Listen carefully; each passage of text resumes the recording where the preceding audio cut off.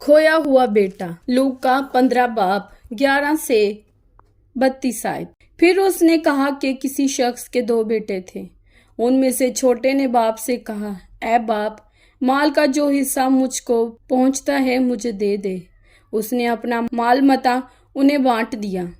और बहुत दिन ना गुजरे कि छोटा बेटा अपना सब कुछ जमा करके दूर दराज के मुल्क को रवाना हुआ और वहां अपना माल बदचलनी में उड़ा दिया।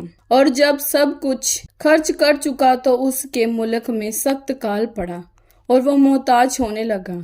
फिर उस मुल्क के एक बाशिंदे के हाथ जा पड़ा। उसने उसको अपने खेतों में सूअर चराने भेजा और उसे आरज़ू थी कि जो फलियां सूअर खाते थे उन्हीं से अपना पेट भरे, मगर कोई उसे ना देता था।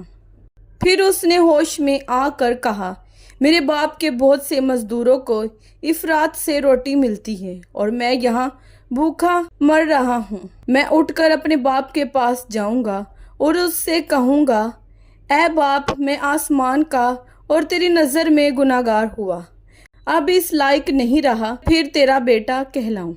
मुझे अपने मजदूरों जैसा कर ले। बस वो उठकर अपने बाप के पास चला। वो अभी दूर ही था कि उसे देखकर उसके बाप को तरस आया और दौड़कर उसको गले लगा लिया और चूमा।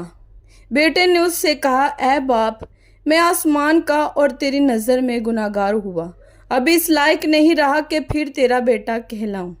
बाप ने अपने नौकरों से कहा, अच्छे से अच्छा लिबास जल्द निकाल कर उसे पहनाओ और उसके हाथ में अंगूठी और पाँव में जूती पहनाओ और पले हुए बछड़े को लाकर ज़बह करो ताकि हम खा कर खुशी मनाएं। क्योंकि मेरा ये बेटा मुर्दा था, अब जिंदा हुआ, खो गया था, अब मिला है।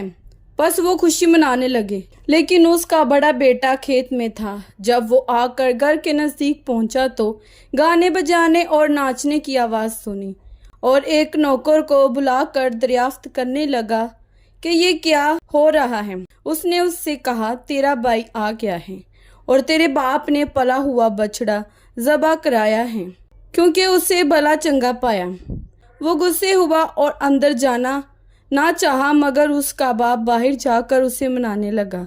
उसने अपने बाप से जवाब में कहा, देख, कितने बरसों से मैं तेरी खिदमत करता हुआ और कभी तेरी हुक्म अदूली नहीं की, मगर मुझे तूने कभी एक बकरी का बच्चा भी ना दिया कि अपने दोस्तों के साथ खुशी मनाता।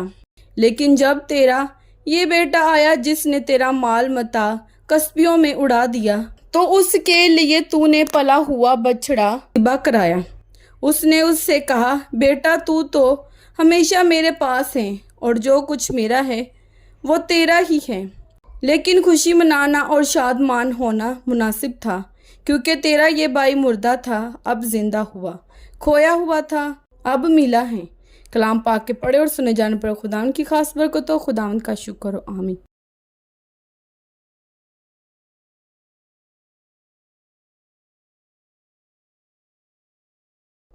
ज़िबा कराया।